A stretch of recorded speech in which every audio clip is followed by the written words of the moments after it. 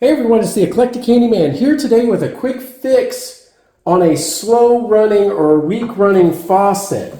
So if you turn on your faucet and the stream of water seems to be kind of anemic, it's not flowing as it normally should, and you've already checked for larger issues, there's no plumbing leak, you don't have an issue with a pressure reducing valve or some major plumbing issue, then there is a quick fix to go ahead and remedy this. And the easiest way to tell it's isolated to one faucet is if the rest of your faucets are running well. All you'll need for this is a pair of pliers or channel locks and a rag. So what we'll do is we'll go ahead and put the rag as an insulator here, and we'll use the pliers because we do not want to mar this. Now sometimes you can unscrew this with your hand, so check first. You don't necessarily need to go to the pliers, but I happen to know that this one's on tight, and since we're upside down, we will be going in the reverse direction.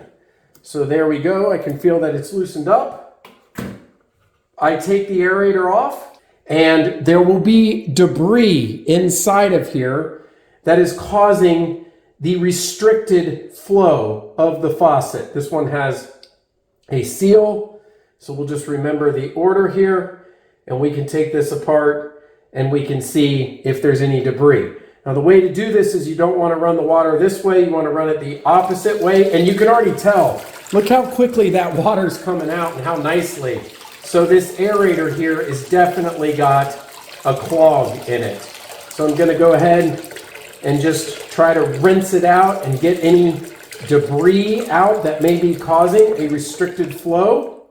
One thing as well, when you have this apart, depending on the aerator, what you're really after is this little screen filter in here.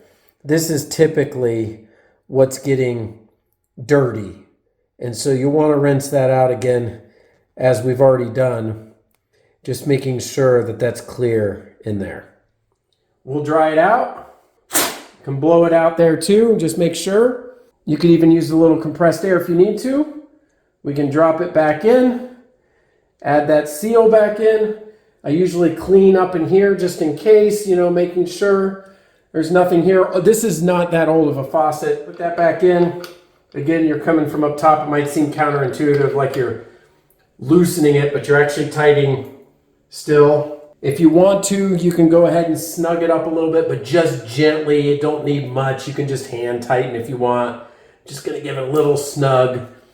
And let's test it out. Oh my goodness, much improved. That is 100% better and certainly caused by that dirty aerator. One last mention, if you have a problem with that aerator and you can't get it clean enough, it's just a little plastic part. Check with your faucet manufacturer and you can get a replacement. Anyway, hope you found this helpful, and until next time, this is the Eclectic Handyman. We'll see you later.